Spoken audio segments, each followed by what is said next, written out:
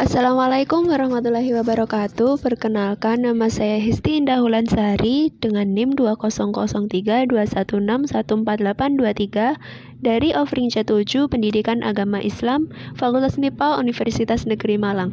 Kali ini saya akan menjelaskan materi bab 9, yaitu Sistem Ekonomi dan Etos Kerja dalam Islam. Kompetensi dasar yang harus dipahami oleh mahasiswa pada materi bab 9 ini adalah yang pertama, memahami konsep dan nilai-nilai ekonomi Islam, kemudian perbedaan ekonomi Islam dengan ekonomi lain seperti ekonomi kapitalis dan sosialis. Kemudian yang kedua, merespon praktik-praktik ekonomi modern, hukum bunga bank, serta memiliki etos kerja dan kemandirian dalam hidup. Nah, di bab 9 ini membicarakan tentang apa? Di bab 9 ini membicarakan tentang 3 hal. Yang pertama, sistem ekonomi Islam, kemudian yang kedua, respon Islam atas transaksi ekonomi modern, dan yang ketiga, etos kerja dan kemandirian hidup. Nah, memasuki subbab yang pertama yaitu tentang sistem ekonomi Islam. Yang pertama akan saya bahas mengenai pengertian sistem ekonomi Islam. Sistem ekonomi Islam adalah sekumpulan dasar-dasar umum ekonomi yang disimpulkan dari Al-Quran dan Sunnah dan merupakan bangunan perekonomian yang didirikan di atas landasan dasar-dasar tersebut sesuai dengan kondisi lingkungan di masa tertentu.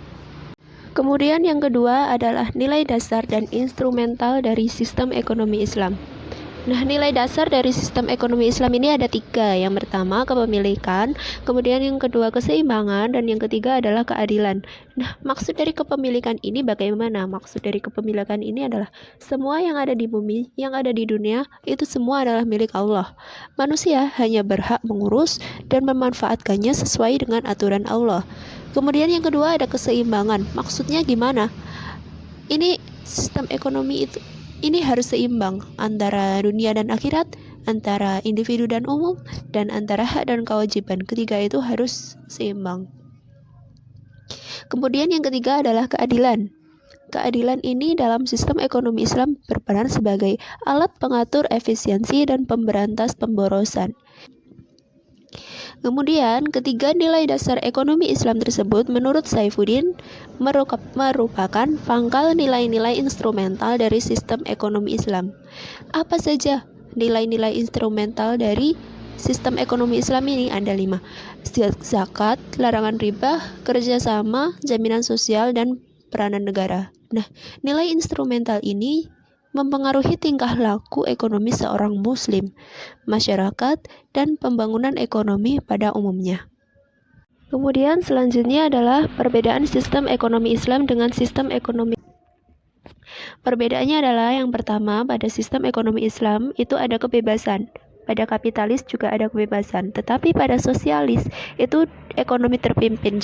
Kemudian perbedaan kedua, pada sistem ekonomi Islam ada hak terhadap hak harta pada individu.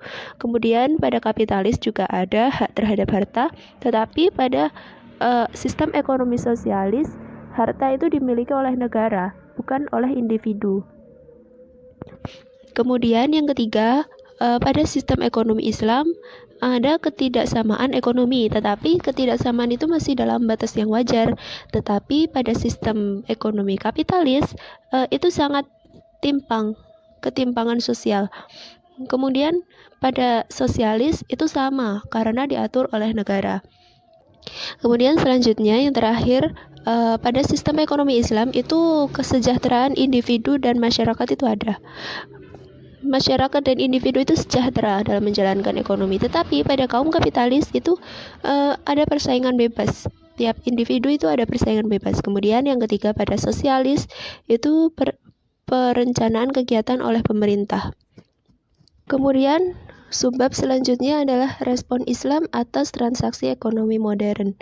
Nah, transaksi ekonomi modern ini ada 2. Yang pertama adalah e-commerce dan yang kedua adalah bunga bank. Bagaimana pendapat Islam mengenai e-commerce? Menurut Islam, e-commerce, pengertian e-commerce dulu. E-commerce adalah cara berbelanja atau berdagang secara online dengan memanfaatkan internet dalam transaksinya.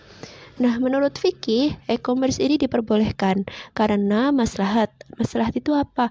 Mengambil manfaat dan menolak bahaya dalam rangka memelihara tujuan syara. Nah, dalam sistem ekonomi Islam itu, transaksi jual beli dalam Islam itu ada 3 syarat. Yang pertama ada penjual dan pembeli, kemudian yang kedua ada objek yang diperjualbelikan, kemudian yang ketiga ada sigot. Sigot itu akad atau ijab kabul. Nah, dalam e-commerce ini ada 3 hal tersebut. Yang pertama ada penjual. Penjual ini adalah merchant yang menjual barang dagangannya di internet. Kemudian ada pembeli. Nah, pembelinya ini adalah orang yang membeli di internet. Seperti kalau di all-shop begitu. Kemudian ada lagi objek. Nah, objeknya ini apa? Bisa barang, bisa jasa yang ditawarkan, yang dijual oleh penjual kepada pembeli.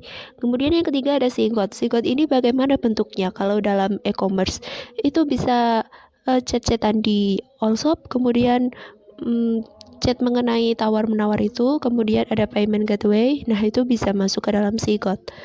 Kemudian yang kedua adalah mengenai bunga bank. Nah, bunga bank ini biasanya ada di bank konvensional. Nah, kemudian bagaimana tentang hukum bunga bank itu? Apakah termasuk riba atau tidak? Nah, mengenai hukum dari bunga bank ini ada beberapa pendapat yang berbeda dari beberapa ulama. Yang pertama adalah pendapat dari Abu Zahra.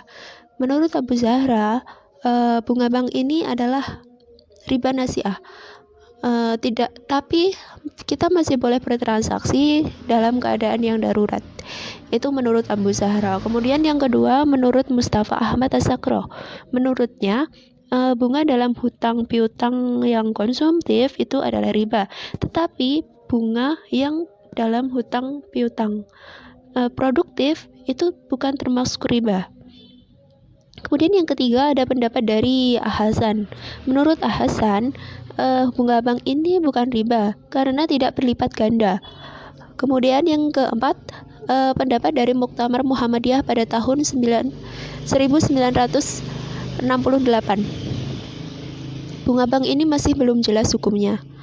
Kemudian yang kelima, pendapat dari hasil lokakarya MUI, Majelis Ulama Indonesia. Menurutnya ada ruksah, ada keringanan bila terdapat kebutuhan mengenai bunga bank ini. Kemudian subbab yang ketiga yaitu tentang etos kerja dan kemandirian hidup. Yang pertama adalah etos kerja Islami. Etos berasal dari kata bahasa Yunani etos yang berarti sikap, kepribadian, watak, karakter, serta keyakinan atas sesuatu. Kemudian, dengan etos kerja yang kuat ini, maka sebuah pekerjaan akan mencapai hasil yang maksimal. Etos kerja menurut Tasmara berhubungan dengan beberapa hal, antara lain orientasi ke depan, menghargai waktu, tanggung jawab, hemat dan sederhana, dan juga persaingan sehat. Kemudian etos kerja Islami ini juga memiliki beberapa karakteristik, di antaranya yang pertama baik dan bermanfaat, kualitas kerja yang mantap, kerja tekun dan kreatif, berkompetisi dan tolong-menolong, dan lain sebagainya. Kemudian selanjutnya adalah kemandirian dalam Islam. Nah, dalam Islam, kemandirian adalah melakukan usaha sekuat-kuatnya selagi masih mampu, tanpa melupakan peran Allah. Kemandirian dalam Islam ini dibangun atas dasar tauhid. Tiap manusia itu diberi kemampuan oleh Allah untuk mengubah nasibnya sendiri. Setiap muslim tidak layak menjadi beban orang lain. Sehingga kesimpulan dari ini adalah konsep kemandirian dalam Islam yaitu berusaha sekuat tenaga untuk tidak menjadi beban bagi siapapun, namun tetap menjadikan Allah sebagai tempat berharap dan meminta pertolongan. Nah, kesimpulan dari materi tentang sistem ekonomi Islam dan etos kerja Islami adalah sistem ekonomi Islam dan etos kerja dalam Islam ini saling berkaitan satu sama lain dan juga saling melengkapi. Jadi untuk bisa melakukan sistem ekonomi Islam, kita harus memiliki etos kerja yang baik. Kemudian selanjutnya sudah itu saja yang dapat saya sampaikan. Apabila ada kurang lebihnya saya mohon maaf. Sekian, terima kasih. Wassalamualaikum warahmatullahi wabarakatuh.